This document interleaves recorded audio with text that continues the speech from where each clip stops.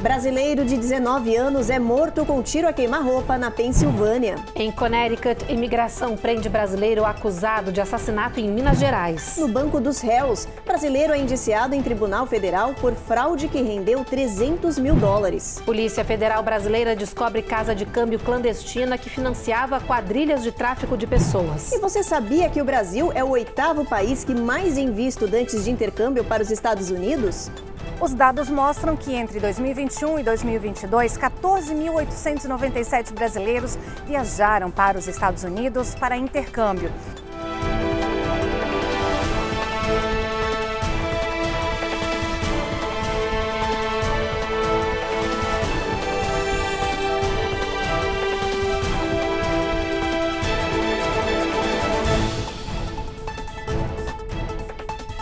Olá, muito boa noite. Boa noite. A gente abre essa edição falando de um jovem brasileiro que foi assassinado na Pensilvânia. Ele tinha 19 anos e levou um tiro na cabeça no meio da rua.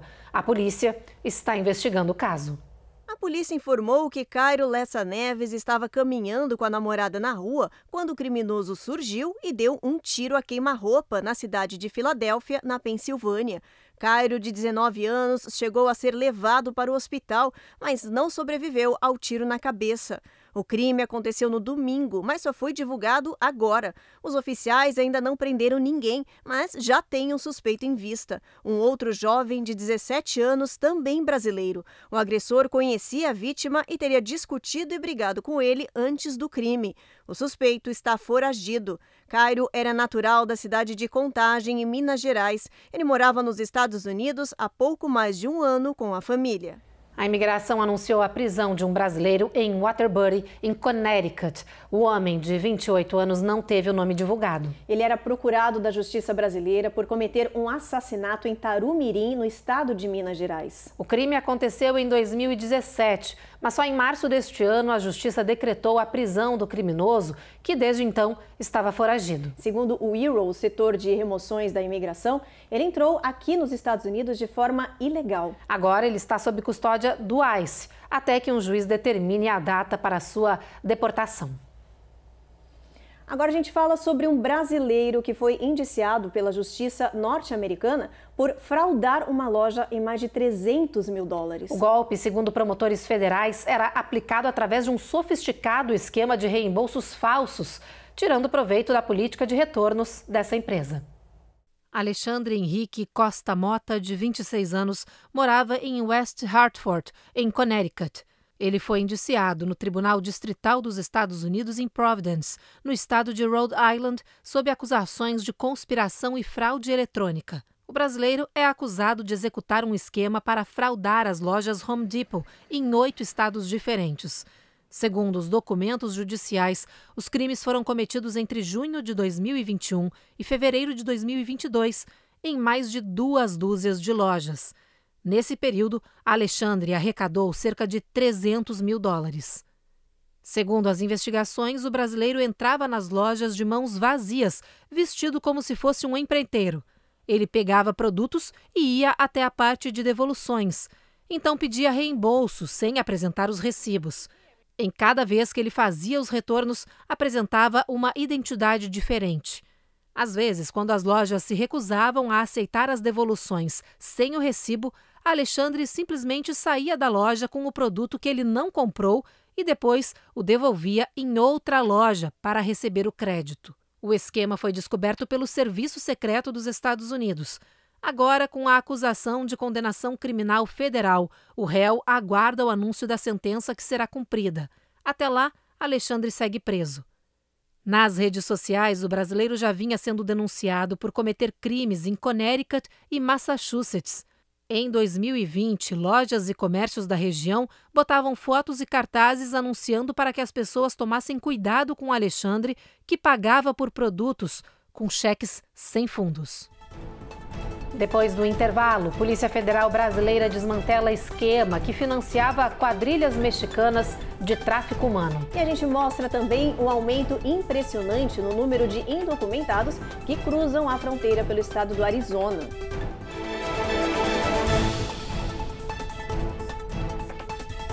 Américas no ar. Oferecimento Rejuve Chef. Melhore agora sua qualidade de vida.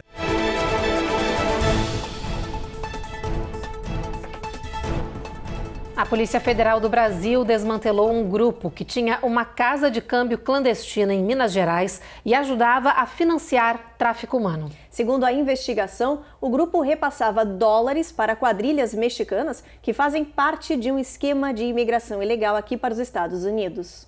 A casa de câmbio clandestina ficava em Governador Valadares, no leste de Minas Gerais. Os agentes cumpriram 4 mandados de busca e apreensão, mas ninguém foi preso até agora. Segundo as investigações, o local era usado para financiar esquemas de imigração ilegal aqui para os Estados Unidos. O dinheiro era entregue a brasileiros que faziam a travessia pelo deserto. Ao chegar no México, eles eram obrigados a entregar todo o valor a quadrilhas mexicanas que atuam como coiotes. Segundo a PF, as investigações sobre o grupo criminoso de Minas Gerais seguem em andamento. Aumentou mais de 100% o número de indocumentados cruzando a fronteira do México com o Arizona nos Estados Unidos. Diariamente, são 1.900 presos. No Texas, as patrulhas também registraram um aumento de pessoas tentando entrar ilegalmente aqui no território norte-americano. Nem mesmo o calor escaldante e perigoso tem impedido os imigrantes. Só no mês de agosto, cerca de 823 indocumentados estão sendo capturados por dia na fronteira do Texas. A patrulha diz que o calor escaldante não está impedindo os imigrantes de tentarem entrar no território americano e que, por causa disso, o número de mortes e lesões aumentou muito. Já chega a 158 o número de pessoas que morreram na travessia perigosa só no Texas, e quase 400 que conseguiram ser resgatadas e salvas a tempo por agentes da fronteira nos últimos 6 meses. O oficial Fidel Baca explica que o calor está diretamente relacionado ao aumento de tragédias na fronteira. Diz que diariamente eles recebem ligações pedindo socorro de pessoas no meio do deserto e que, por isso, nesse período do ano, eles dobram as equipes de técnicos de emergência médica para salvar vidas. Eles carregam bolsas de soro, eles carregam as coisas necessárias para dar uma assistência médica mais simples, né? Mas se precisar, a gente chama uma ambulância. No Arizona, a situação é ainda pior. O número de indocumentados cruzando a fronteira ilegalmente aumentou 134%. Diariamente, os agentes estão capturando 1.900 pessoas, famílias inteiras que se arriscam com crianças pequenas sob temperaturas superiores a 100 graus Fahrenheit.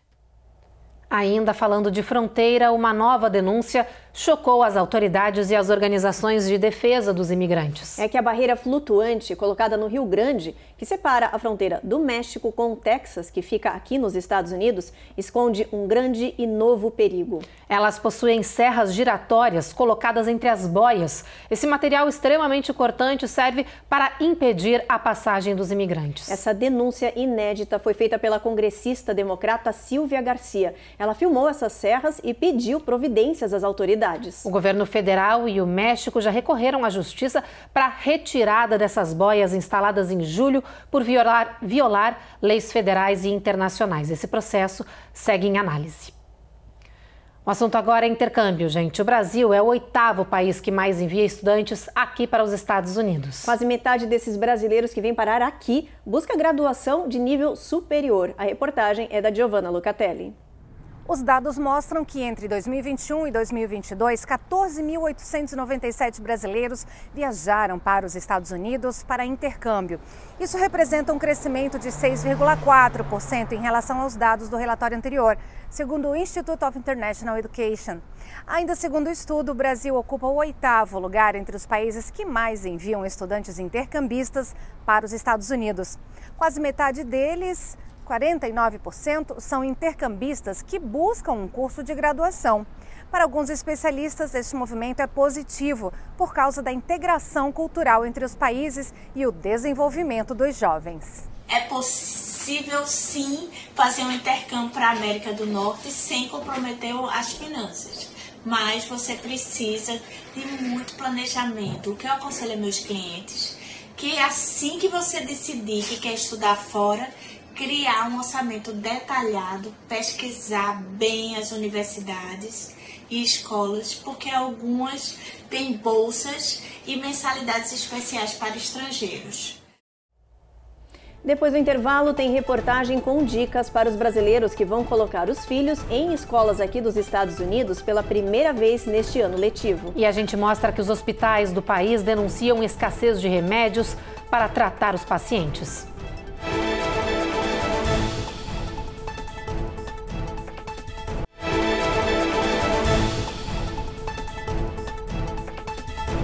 O ano letivo já começou na maioria das escolas públicas aqui do país. Só em Miami, no sul da Flórida, são mais de 20 mil novas crianças imigrantes. Todas elas têm direito à educação, independente do status migratório. Mas tem muita família recém-chegada que ainda não matriculou o filho por dúvidas e alguns medos. A repórter Carla Marinho mostra pra gente que ainda dá tempo de fazer isso e traz também algumas dicas. Pais com filhos em idade escolar podem e devem matricular as crianças em escolas públicas dos Estados Unidos. As instituições estão preparadas para lidar com crianças que não falam inglês. Elas oferecem aulas desde o kindergarten até o high school. Na Flórida, a matrícula pode ser feita em qualquer momento durante o período letivo, de forma presencial ou online. Todas as informações estão no site do condado em que você mora, mas seguem aqui algumas dicas de documentos para ajudar os pais imigrantes. Certidão de nascimento ou outro comprovante de idade ou passaporte. 2 comprovantes de residência, que podem ser conta de água, luz, telefone ou correspondência bancária. Comprovante de exame médico, certificado de imunização. Uma vez matriculada, as escolas oferecem apoio e curso de inglês, transporte e até lanche de graça às crianças. E atenção, se você está preocupado com o status migratório, aqui vai outra informação importante. As escolas não questionam se você tem visto ou não. Elas apenas efetuam a matrícula e encaminham a criança para a escola. Nós sabemos que esse processo não é fácil, porque muita gente não conhece o sistema americano, não sabe aonde conseguir a informação, então nós apoiamos com todo o processo, desde as vacinas que precisam ser tomadas, o exame médico, assim como as inscrições na escola. Nós trabalhamos em parceria com o condado de Orange, aqui na Flórida Central, e as crianças já saem daqui com a gente registradas. Os Estados Unidos ainda estão passando por uma grande escassez de medicamentos e esse grave problema já está colocando em risco os pacientes de hospitais em todo o país. De acordo com uma nova pesquisa do Serviço de Informações sobre Drogas da Universidade de Utah, houve 309 faltas de medicamentos ativos no segundo trimestre do ano em instituições de saúde do país. É o maior índice já registrado nessa década. Cerca de 1/3 dos farmacêuticos do sistema de saúde norte-americano diz que foi forçado a racionar, atrasar ou cancelar tratamentos ou procedimentos. Diante desse caos, funcionários do setor de saúde estão pressionando o governo para solucionar o problema, como, por exemplo, a aplicação de penalidades às fabricantes farmacêuticas que não possuem estratégias de risco e diversificação da cadeia de fornecimento no país. Agora a gente vai direto para Illinois para falar de uma prática que surgiu no estado e que vem provocando inúmeras polêmicas. Uma rede de farmácias resolveu colocar música clássica em alto-falante do lado de fora da loja para afugentar os homeless e pedintes. Durante todo o dia, músicas clássicas com sinfonias fortes ficam tocando do lado externo da loja. A iniciativa inusitada surpreendeu os clientes. Esta mulher chamou as músicas de pesadas e disse que lembravam o filme Fantasma da Ópera. This sounds a little dark, like the Phantom of the Opera like stuff, you know, but I guess you gotta start somewhere. Já este outro cliente acreditou que as músicas em loop eram um preparativo para o Halloween. Playing the same track over and over again from Halloween or something like that. A rede Walgreens disse que a medida foi adotada para espantar os pedintes e homeless, que ficam perturbando as pessoas que entram e saem da loja. A direção diz que a segurança sinfônica tem funcionado.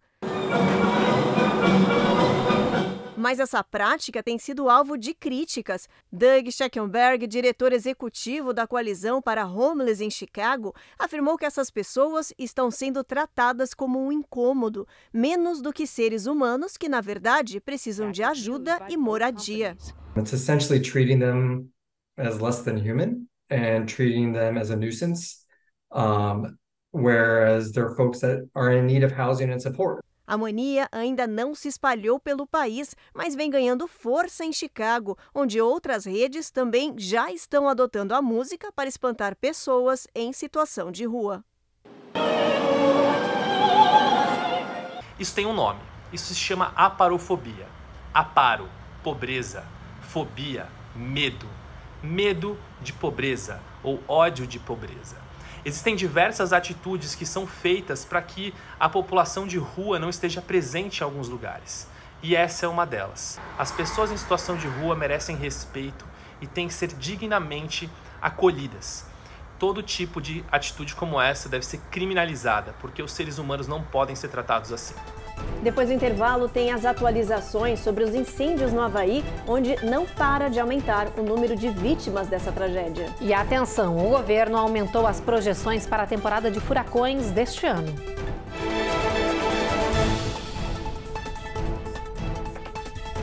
Américas no ar. Oferecimento Rejuve Chef. Melhore agora sua qualidade de vida.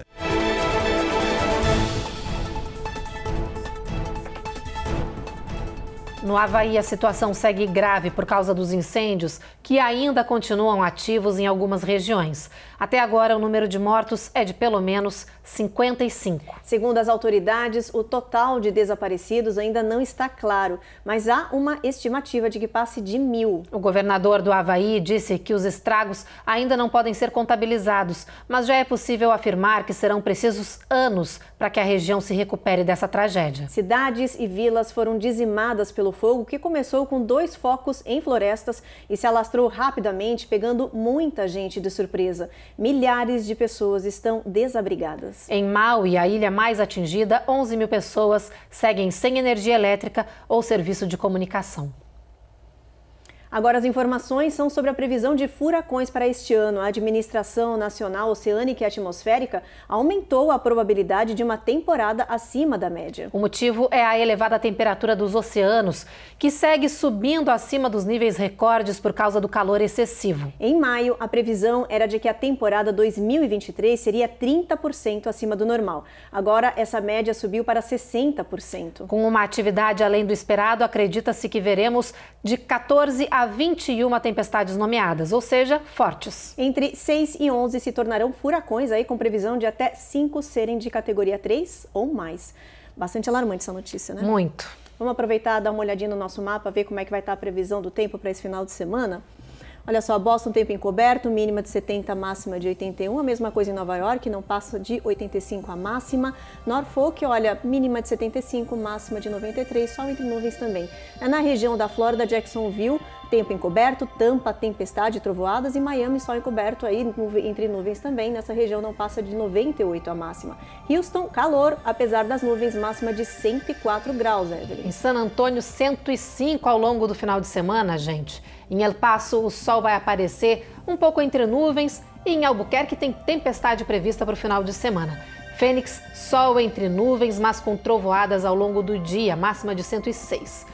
Em Los Angeles, na Califórnia, 82 de máxima, em São Francisco, 68. Em ambas essas regiões, o sol aí aparecendo com um pouquinho de nuvem, então um tempo um pouco nublado. Em Las Vegas, também um tempo nublado ao longo do final de semana, mas com uma temperatura elevada, olha só, 102 de máxima e 81 de mínima. E agora uma boa notícia para fechar essa semana com chave de ouro. Por acaso você já fez uma lista de desejos nesse ano? Não? Então é bom correr, porque neste final de semana tem estrela cadente. Pois é, vai acontecer a anual chuva de meteoros, chamada Perseidas, com mais de 100 meteoros cruzando o céu por hora, gente. A Eloá Urazen tem todas as informações sobre esse espetáculo da natureza. Nem mesmo o calor por vezes mortal deste verão está afastando os curiosos do deserto de Joshua Tree, na Califórnia. Uma verdadeira horda de turistas é esperada na região neste final de semana, mas desta vez os destaques não ficam por conta das paisagens clássicas ou dos rituais de wellness. Agora, os olhos estão voltados para cima. Uma chuva de meteoros vai apresentar seu ápice nas noites de 11, 12 e 13 de agosto. O sistema solar ele tem bastante objetos que estão girando em torno do Sol, né? E um desses objetos são os cometas. E muitas vezes esses cometas eles vão se desfazendo, despedaçando, e vai sobrando esses restos aí que ficam orbitando pelo espaço. E eventualmente a Terra vai passar nessas regiões onde os cometas estão. E aí o que vai acontecer é que essas pedrinhas, esses restos de cometas vão cair na Terra. Então os meteoros são basicamente esses restos de cometas, de asteroides que estão despedaçando e vão entrar na atmosfera. E quando eles entram na atmosfera, acabam atingindo, virando e entrando em erupção, né? Eles explodem, evaporam e tudo mais, eles ficam aquela coisinha, então vira aquela estrela cadente. E a chuva de meteoros é exatamente porque vai acontecer muitas vezes. Então você vai acontecer, é muito frequente, porque ele está passando exatamente numa região onde tem bastante desses objetos, né? Batizada de Perseidas, essa chuva de meteoro acontece já há alguns dias, mas estará em maior evidência neste final de semana por conta do brilho reduzido da Lua.